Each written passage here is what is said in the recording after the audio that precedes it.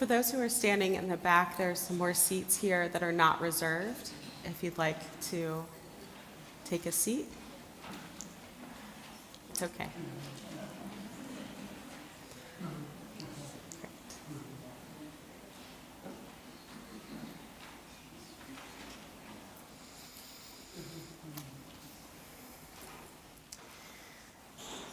Friends, this morning we are here to honor and to remember Benjamin Evan Goldstein. Our hearts join together and give comfort and strength to his family and friends. Mourning is a time filled with many emotions, both bitter and sweet. And throughout our service this morning, we will recite psalms and prayers and poetry, thus linking Ben's life with the millennia-old tradition of the people of Israel and the eternity of God. This morning, I would like to offer my sincere condolences to his wife, Dawn, and his children, Abby and Noah, to his brothers and sisters, Sheldon and Wendy, Marshall and Jody, Rochelle and Joe, and all of the nieces and nephews and dear friends who are here this morning. Mourning is the price we pay for having the courage to love others. Even in grief, we know that the wonder of human life is too complex and too magnificent to be memorialized in endless pain.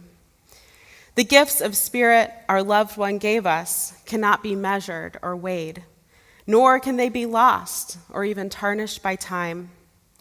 Even in our darkest hours, we know that some of their light and their warmth will always be with us, bringing comfort and courage, and in the fullness of time, healing and peace. Our angels spend much of their time sleeping.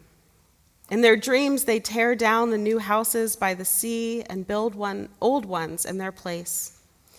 No matter how long they may sleep, 120 years, 10 centuries is not too much. The first to wake up takes the torch that will be handed down, adds a drop of oil to the lamp, blesses the eternal light, and then recalls the name of every other angel. And one by one, as they are remembered, they wake up. For them, as for us, there is nothing more beautiful than memory. It is clear by how many people who are here this morning, how many memories of Ben and the Goldstein family you hold. This time of grief, and certainly in its suddenness of Ben's depart from us, offers us this chance to continue those memories that are very alive, very recent, of Ben being Ben, wherever he went. And so, as the days and the weeks and the months go forward, for those of us outside of the Goldstein family, it is our job to keep Ben's memory alive, to support this family who has gone through very much in the past few years, and who needs our support, whether that's a phone call or a nice shoulder rub or, a call in a few months or weeks, just keeping Ben's memory alive and supporting these people who are in need of our support. It is a fearful thing to love what death can touch. A fearful thing to love and to hope and to dream and to be, and oh, to lose. A thing for fools this, a holy thing to love. For your life has lived in me, your laugh once lifted me, your word was gift to me. To remember this brings a painful joy. 'Tis a human thing, love, a holy thing. To love what death has touched. While the words of poetry offer us the opportunity to contemplate, the words of our tradition anchor us to each other and to the generations that came before. I would invite you to open your pamphlet.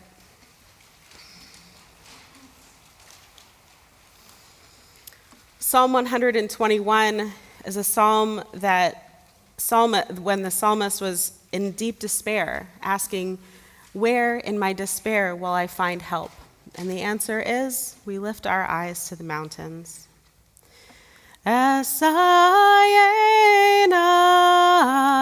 el harim, me'ayin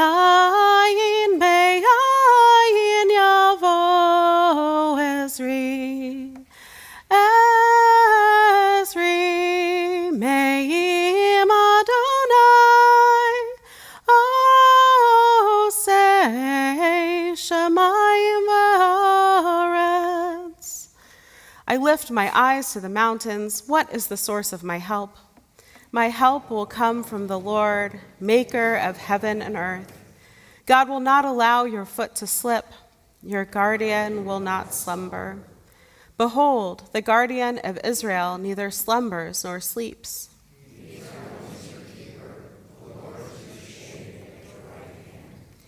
The sun shall not harm you by day, nor the moon by night.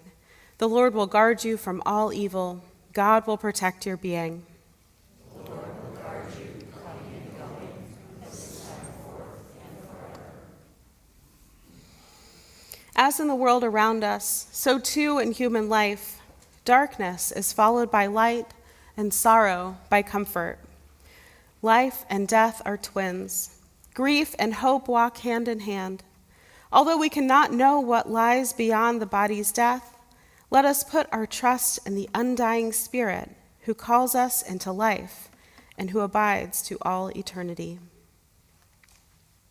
We'll join together in the English of Psalm 23. The Lord is my shepherd, I shall not want. He makes me lie down in green pastures, and leads me beside still waters. He restores my soul. God leads me in the right paths for the sake of God's name.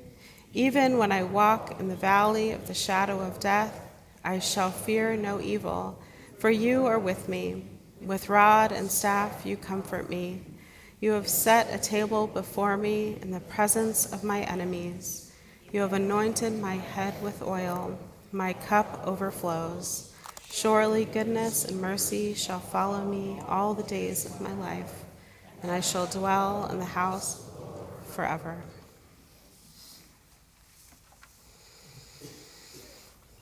In the book of Ecclesiastes, Kohelet wrote, "The eye never has its fill of seeing. Young or old, those who depart this life never see enough of the world, never complete their task, never cherish their loved ones enough before they are called home. How they yearned for yet another respite from the final summons, and how we yearn to have them close to us for yet another challenge in our lives, yet another joy, yet another precious moment together. God, be now with those whose hearts are broken, because whenever parting comes, it comes too soon. Console them at this moment. Be near to them when light seems distant. Sustain them, O God, until the time of healing." This time we will hear memories, anecdotes, wisdom from Ben's family members. And first I'd like to call up Sheldon along with Wendy.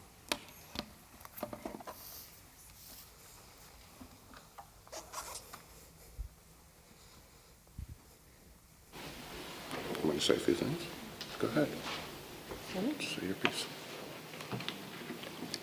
I just have a few words to say about my brother-in-law. I want to go back in time. I've known Ben for 50 years. As Sheldon and I were together when we were 16, Ben was a little nuisance of a brother who always wanted to be around us, and we kept shooing him away. We shared a lot of memories, sacred memories. Ben was always there, and maybe people wouldn't know in the family. When I was going through a very hard time with my health, Ben was the backup and would go with me to the hospital, and he was always quite a support for me. And I'll end with this. Ben was the best matzo ball maker ever. And he shared the secret with me, which I won't share with any of you today. All right.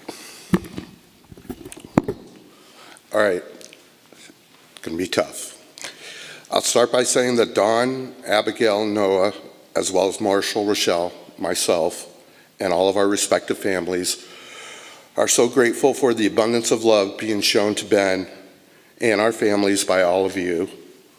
Whether you have posted online, whether you are in this room right now, or whether you're watching it somewhere streaming online, we feel your strength to get us through this sorrow. And if you are watching this on a day other than April 6th, it counts too, because you are taking this time right now to remember our brother, their uncle, their husband, and their father. It's not an original thought, but it is one I think about when I look at a gravestone. We see a name. Unfortunately, this time it will read Benjamin Abbott Goldstein, March 20th, 1963, April 1st, 2026. It's that dash that gets to me.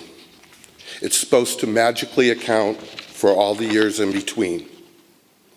I look at that dash as a blank line that we can each fill in with a memory and a story. Spending more time with Ben than anyone else, here are some of mine. Being born to teachers, it's mostly background stuff that you may or may not have known. Being born a Goldstein, it's going to be long-winded. So relax for a few minutes while we go trekking down the golden road of my brother Ben. He was born in 1963 in LA.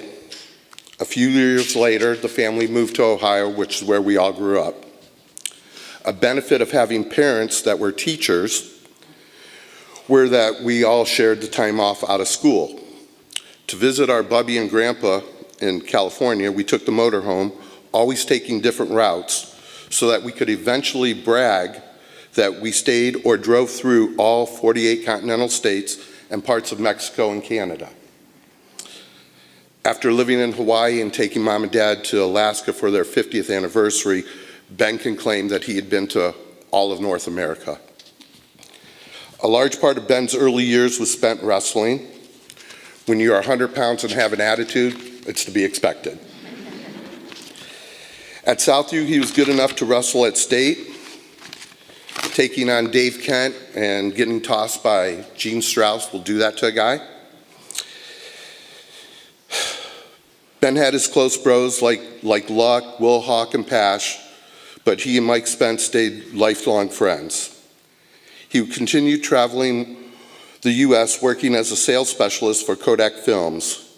He came to work in Monterey, California, which is where I was living at the time, and he never left. It's also when we started following the Grateful Dead. We would go to as many shows on the West Coast as we could possibly go to. We'd tie-dye sheets, we'd make wok dinners, we'd sell beers, anything to be able to go to the next show. Listening to the music, camping out with thousands of other people, I'll tell you right now, truthfully, it was our best times of our life. I mean, we had a ball. Ben would have loved to have the Dead's music playing right now in the background, but you know, maybe later you can ask Alexa to play Ripple, Estimated Profit, or the Bird Song in his honor. He'd appreciate that. Ben and our roommate Eric were working for Marie Callender's when they were offered job promotions to go to open a store in Maui. After getting jobs for the other roommates, Don and I, we took a one-way ticket to Maui. It was crazy when we got there. We didn't know a single person. We didn't have a place to stay. We ended up staying for a couple of weeks at the Pioneer Inn before we found our house. We met a local up-and-coming singer named Willie Kay, listened to him. We had a pretty awesome house in Maui. We overlooked the ocean. We had 4 bedrooms in our house. There was a small house in the back that had 2 more bedrooms. There was 10 people living on our property. We were all in our young, early, middle 20s. It was the party of all parties. We wait until the whales were migrating through in the ocean, and we'd take lawn chairs up to the roof, and we'd pick papayas from our trees, we'd pick mangoes from our trees, we'd sit up on the roof, we'd watch as the whales were migrating through, we'd call Mom and Dad, say, hey, what are you guys doing? And Dad would say, I'm freezing my tushy off. That's a Temple edit. But so we'd say, yeah, we're sitting up on the roof watching the whales in the water, and we're going to go swimming in the ocean a little bit later. And yeah, that was always something that we would high-five about. Ben and I would say that we were pretty blessed living on the islands. One of the things that Ben took with him for the rest of his life was him and Eric went on a helicopter trip and saw the entire islands. And as years passed, Ben would always tell me that one thing might have been one of the best things he ever did in his life. We said our alohas to the island brothers, including Miss Vicky and our island kahuna, John F. Willard III, also a radio edit, a Temple edit. We moved back to SoCal to be closer to the family. And it's true we moved closer to blood relatives, but in Dana Point, we had our best friends ever. The closeness to the group of people that we were with there. You guys don't understand. I mean, we all work at jobs. We all have friends outside of life. At this particular place, we ended up with like 20 or 25 of us strong, so strong, hanging out all the time together. One of the things that we love to do is tape Jeopardy and tape a show called Win Ben, we'd say Goldstein's Money. And we'd have 20, 30 people at our house screaming answers at the TV like every night. I mean, it was so lucky for all of us to have that experience. And I'm going to tell you, it was Ben that was the impetus for that whole thing. Ben got a job at a place called Cannon's. He'd walk to and from Cannon's to work. He'd meet the neighbors on our street as he walked, introducing himself, saying, hey, we're going to have a barbecue. You guys should come over. At work, all these people came over to our house because we were so close to where we lived and worked that it ended up with 2 marriages out of that group of people and a band. And the band, Todd, Dan, Dale, Lance, Brad, Randall, whoever was playing, they play in our house at our parties. We actually would have a band jamming out. They would invite Ben up, and Ben would blow on the harmonica. And, you know, that was always like a highlight for Ben. He loved doing that. So the other thing that we did at that time that made us all like a family, and this is a tradition that started with Ben and I there, and I still take with me today, we would have guest Hanukkah candle lighters. So you would come over, friends that were non-Jewish would come over to the house, and Jewish, would come over to the house, and we'd have them light the candles as Ben and I sang the bruckus over the candles. And then a lot of these people were opening up their first and then sometimes their only Hanukkah present. And that was in large part to Ben bringing that all together.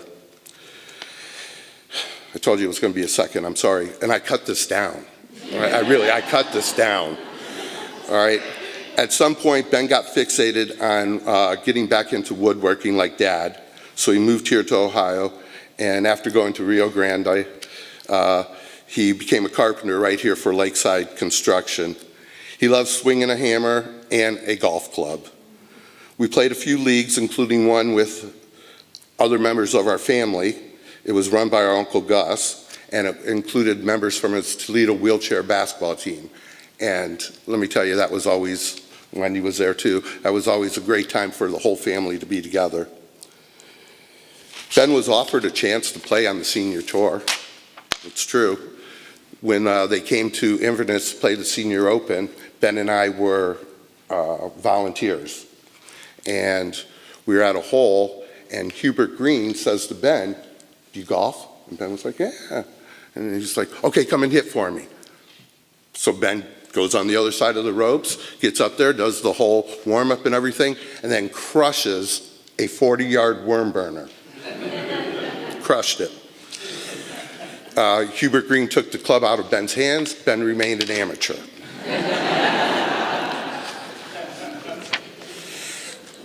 We all went to Grateful Dead shows. Ben, Dawn, we introduced Dawn on a blind date to Raceway Park. And by, I don't know, the third or fourth race, Ben says to me, "I don't need a ride home." I was like, "Okay, Ben." So the four of us would go to shows. We went to Chicago, went to Cleveland, went to shows. But Ben and Dawn took it to another level. They'd go to concerts, they'd go to fairs, they'd go to the festivals, to the Renaissance Festival. And they would dress up and play the part and just go at it. They'd kick that fun meter up to 100. They'd go all in on the fun. And that's the same thing Ben would do for the 4th of July and Halloween. He'd go all in. Just like he was taught to do by his mentor and those type of things, his Uncle Gus. Ben elevated those days primarily for his kids, Abby and Noah, who were his world. Ben always wanted to be a hands-on dad like his ultimate mentor, Billy D. He wanted his kids to have a love for animals and the outdoors, as well as a love for music, art, and theater.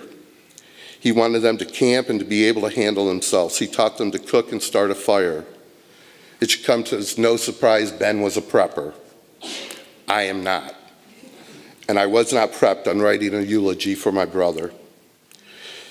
You never know how much more I wrote, but for this event, that dash had a 10-minute timer on it, which is good, because even Uncle Rod was done listening to me. I'll leave you with this. It's a Grateful Dead lyric that I love, and I quote it to Ben pretty frequently. "Once in a while, you get shown the light in the strangest of places if you look at it right." We're now in a strange place. Ben, us, we all need to find light. Shalom, aloha, late to my brother Ben and your brother Ben.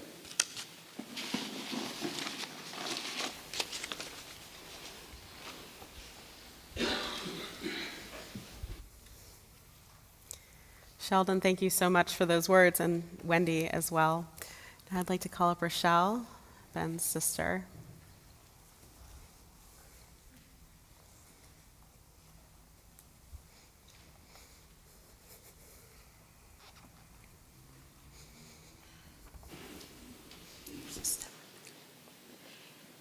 I get the short stool, so y'all can see that I'm here.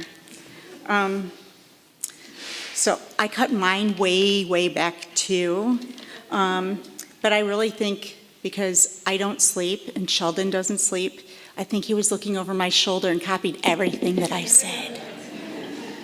So I'm apologizing in advance for any redundancy. It's fitting that we are here in this building and in this very room where so many of my brother Benjamin's life cycle events took place. Although we were all consecrated at the Collingwood Temple, everything else happened here. Here, Benjamin attended Sunday school with some of you that I've seen here today. In Hebrew school, he became a bar mitzvah here. In this very room, he married his bride, Dawn. In this very room, we celebrated Abby's baby naming and Noah's bris. In this room, with incredibly heavy hearts, we said goodbye to our mother and our father. And here with pride, Benjamin watched both Abby and Noah become bar mitzvahs. And now, only a year later, here we are again. This time, instead of saying goodbye to our parents, we're saying goodbye to him. How do we do that? How do we say goodbye to somebody who touched us all so deeply that we're here today, or they're watching on the live stream, because we can't imagine not showing up for him, right? I don't know. I don't know what words could possibly comfort any of us or make this any easier. I don't know how to stand in this room and not see him here. I do know that the stages of grief are real, and we have all been moving through them in our own ways, at our own pace, sometimes cycling through several in a single day. When Don called me on April 1st, I was in disbelief, shocked, and I really didn't believe it until I saw Ben in the ICU, and I was crushed. All of the wind left my sails, and the thought of, we can get through this, slipped away. Reality really came crashing down quickly. The doctors ran tests, and he was declared brain dead, and he wasn't coming back to us. How could this beautiful soul, this incredible brain, go silent?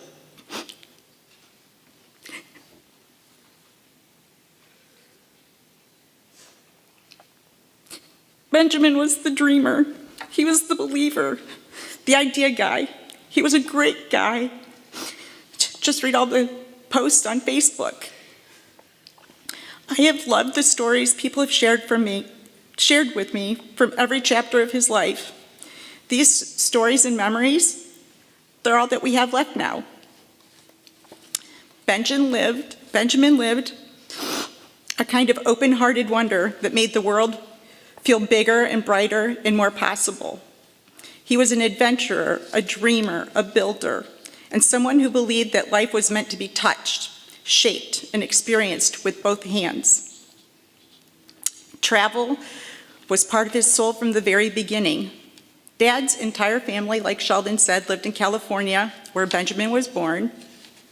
And both our parents, being teachers, summers meant packing up the station wagon, hitching the pop-up camper, and heading west.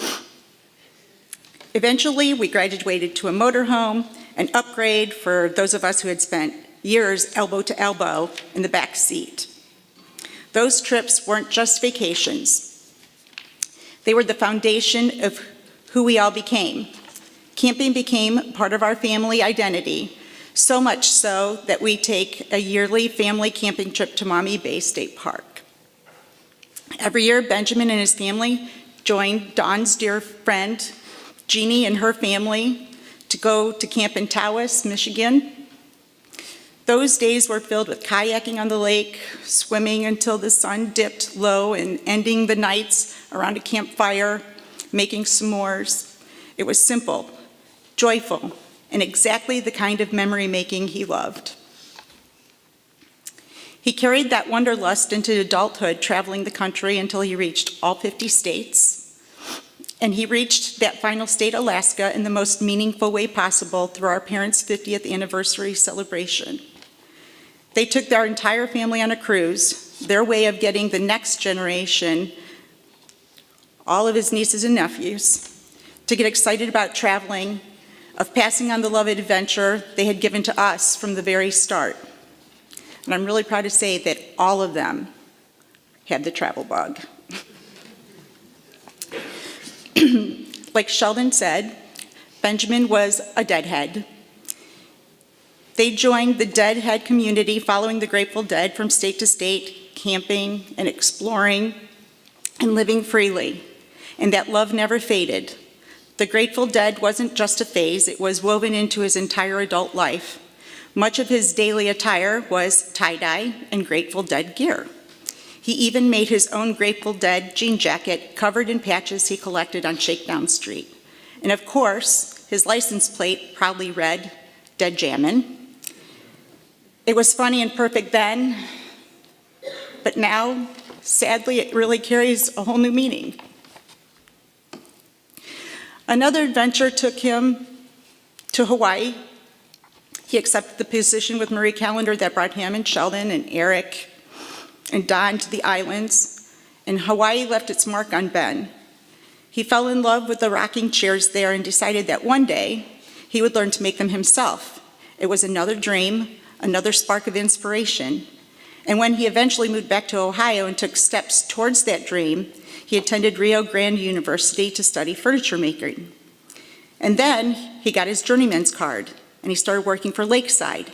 He even helped build the Kroger right down the street at King and Sylvania, and the Woodlands building that he actually worked in. Working with wood wasn't just a hobby, it was a bond he shared with our father. He idolized our dad. The wood shop was their shared world, a place where ideas bounced back and forth, where hidden compartments were engineered with a grin, where father and son worked side by side in a language made of sawdust and creativity and love. Those hours in the shop shaped him. They were some of the happiest moments of his life. And losing Dad truly broke him. It broke something in him that never fully healed. Like Dad, he was a gardener too, coaxing life from the soil with patience and pride. Herbs, medicinal plants, fruits, fruit trees, vegetables, he grew them all. And then he preserved them to help sustain his family with healthy choices year-round. His hands were always busy creating. He was a project guy, full of ideas. Not every project got finished. Imagine that. Because another idea would catch his attention, but that was just part of his charm. He gutted a little camper for his family, intending to transform it into this cozy, welcoming living space filled with treasures he'd been collecting from estate sales and auctions. He could already see the finished version in his mind, warm wood, soft lights, little touches of character, everywhere like a marble countertop. That was Ben, always imagining something beautiful just around the corner. Like building a treehouse he dreamed up for his backyard. He had the plans, he had the vision, and in true Ben fashion, he got another idea before completing that one. But he did build a play set and a zip line for Abby and Noah, and let's be real, for himself as well.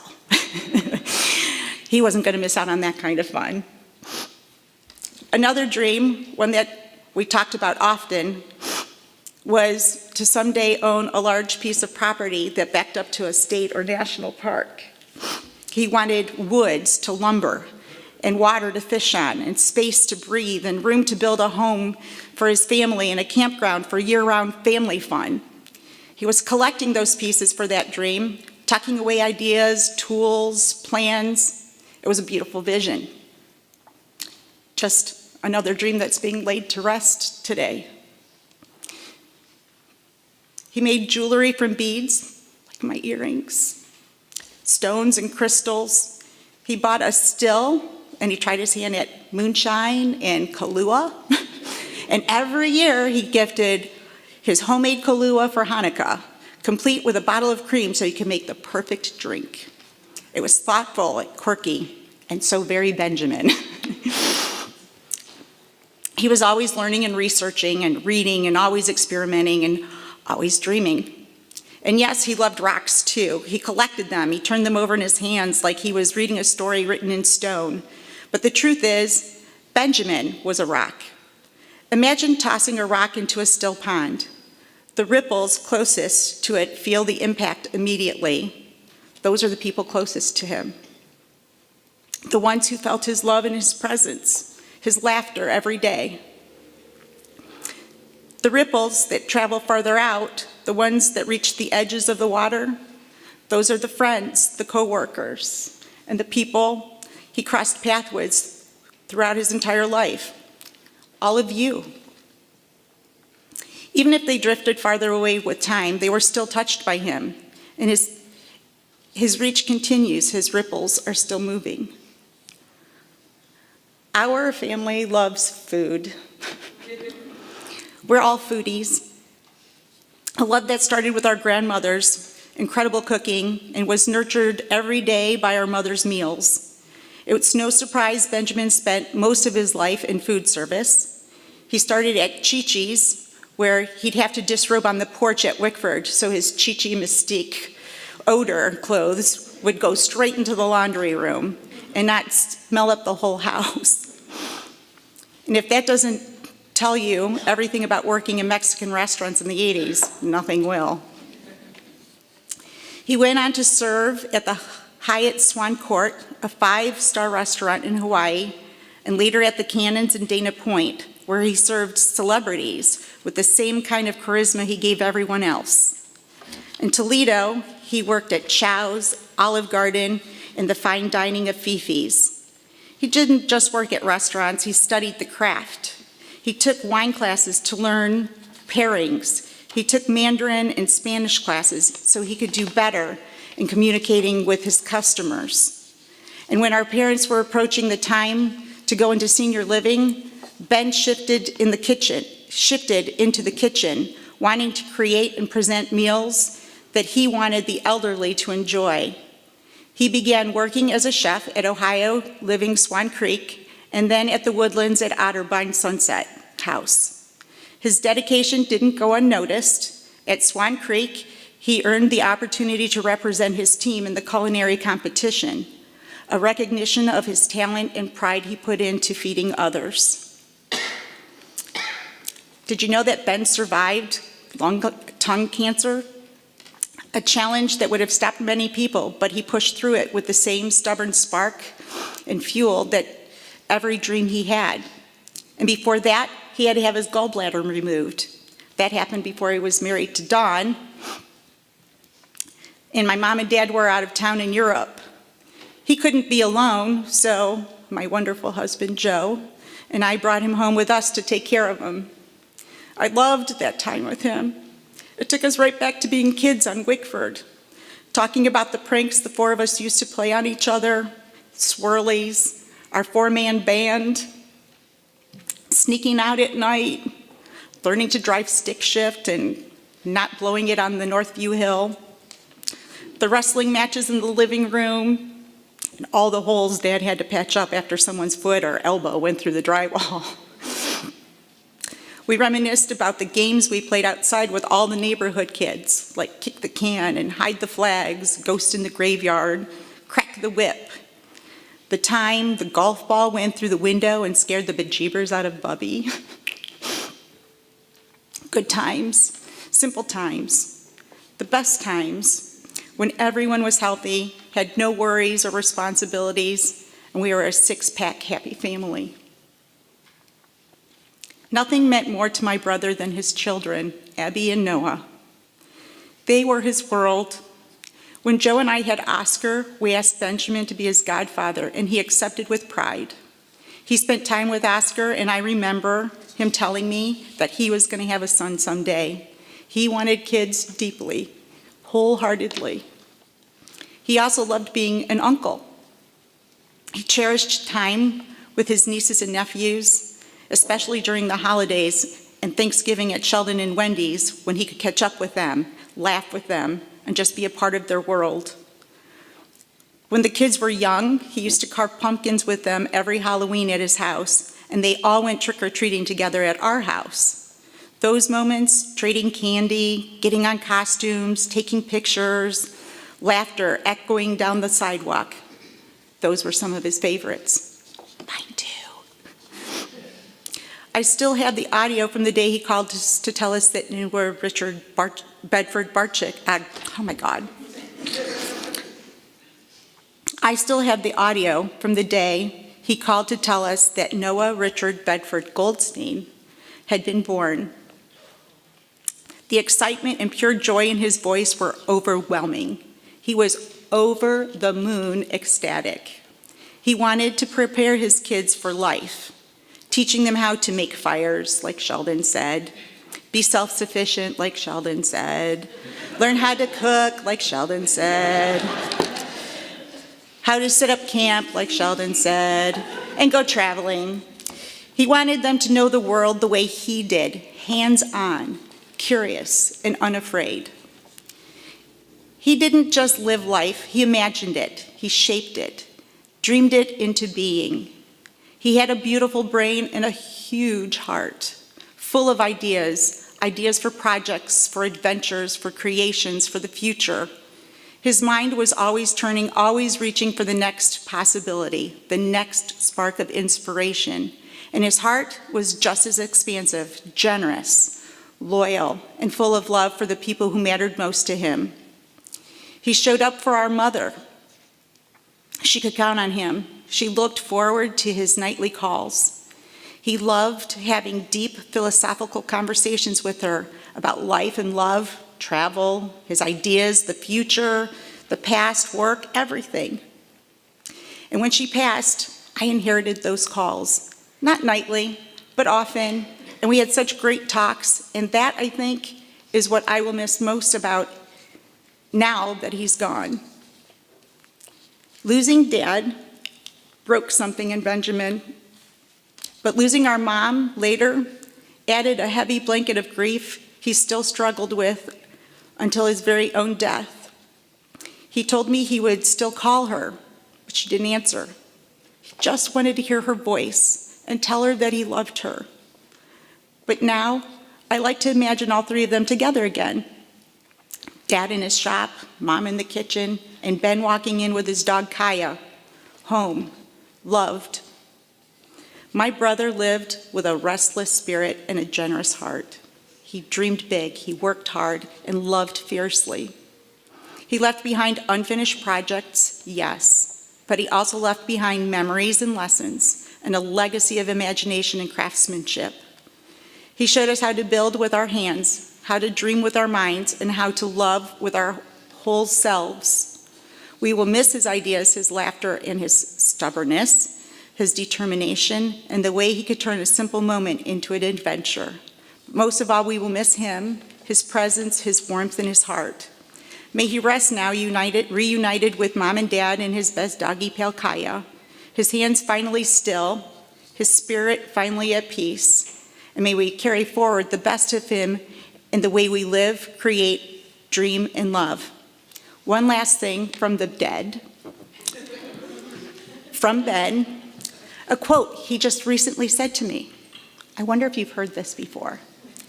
Sometimes you see the light in the strangest of places, if you look just right. I hope when you see the light, you think of Benjamin.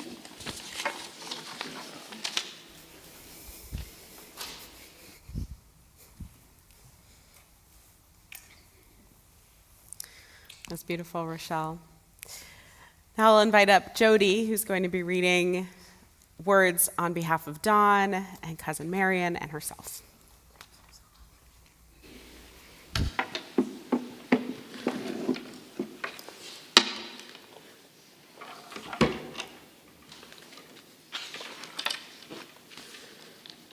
Okay, I am Jody. I am Ben's sister-in-law, married to Marshall, for those of you that don't know. I would like to read a note from Marion and Dara Goldstein. They're Ben's cousins, Goldstein cousins from California. How can one adequately say goodbye? Though we live far away, the connections are deep and so very real. The memories so clear. They simply fill one's being. They remind us of how quickly time passes and how precious every moment truly is. There is a verse from the Sanskrit that resonates. Look to this day, for it is life, the very life of life. In its brief course lie all the varieties and realities of your existence. For yesterday is already a dream, and tomorrow is only a vision. But today, well lived, makes every yesterday a dream of happiness, and every tomorrow a vision of hope. The world is better because for a brief space you lived in it. We love you more than we can adequately express. Love forever and forever, Marion and Dara.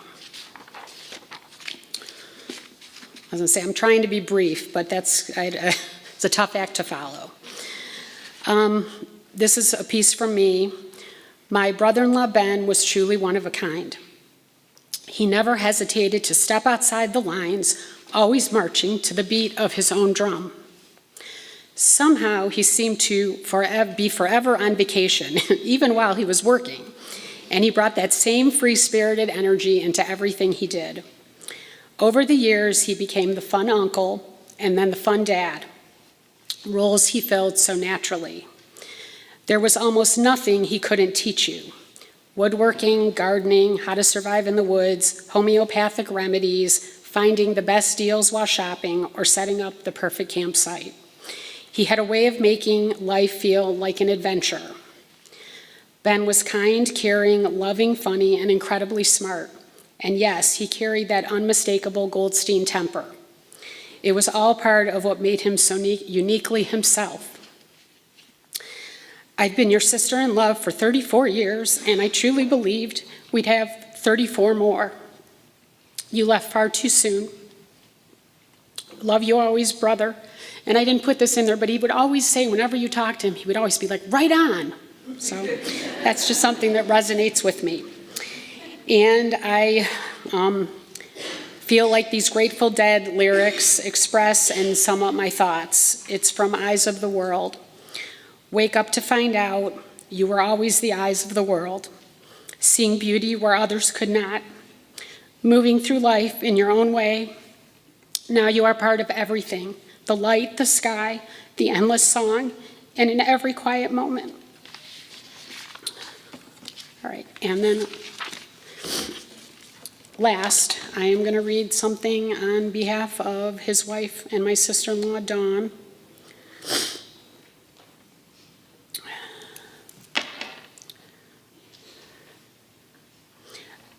Ben and I met 21 years ago.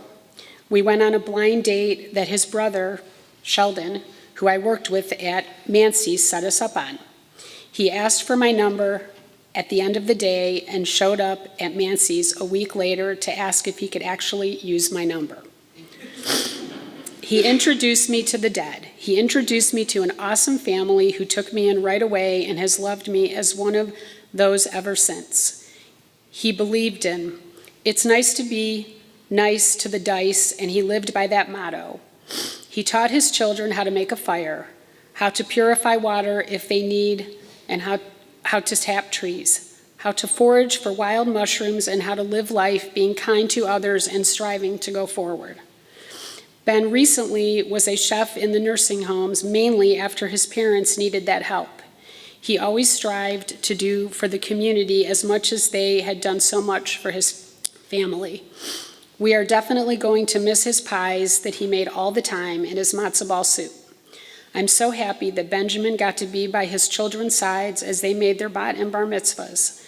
Ben was truly a family man as he moved back here to be by family and my family, and made sure that we made a home here in Toledo so that his parents would know their grandchildren.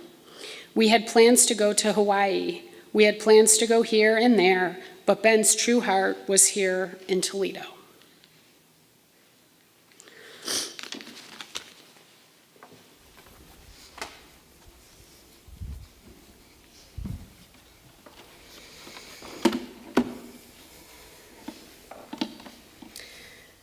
There are not enough words to describe a person's life, but we have heard some really, really beautiful ones today.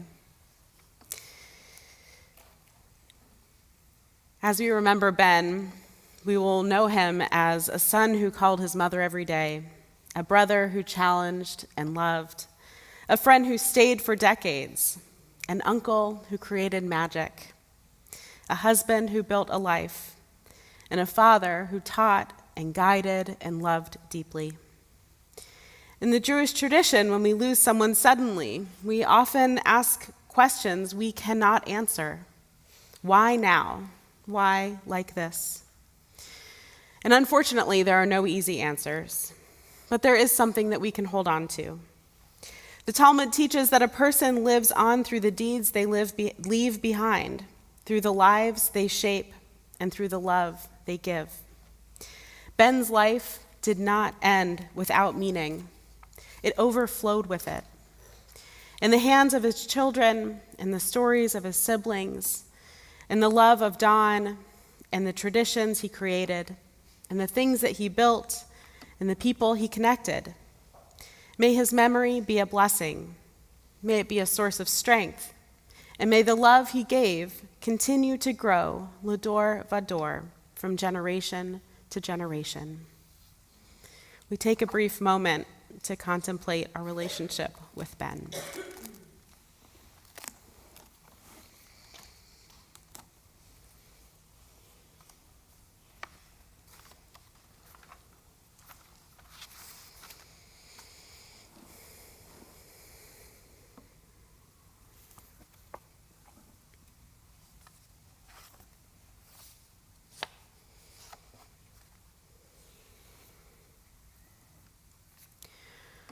We'll now return to our pamphlet and rise together for the memorial prayer on the inside back cover.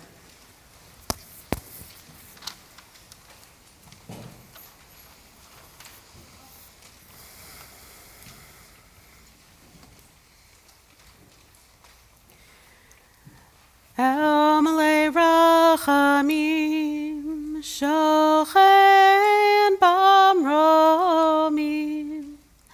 Amtsei Menucha Nechona Tachat Kanfei HaShechina Im Kedoshim Utehorim Kezohar Harakia Mazhirim Et Nishmat Binyamin Ben Velvo Miriam Shalach Leolamo Barachamim Yastirehu Beseter Kanafav Leolamim Veitzror Bitzror HaChayim Et Nishmato Adonai hu nachalato v'yanuach b'shalom al mishkavo v'nomar Amen. O God, full of compassion, eternal Spirit of the universe, grant perfect rest under the wings of your presence to our loved one who has entered eternity.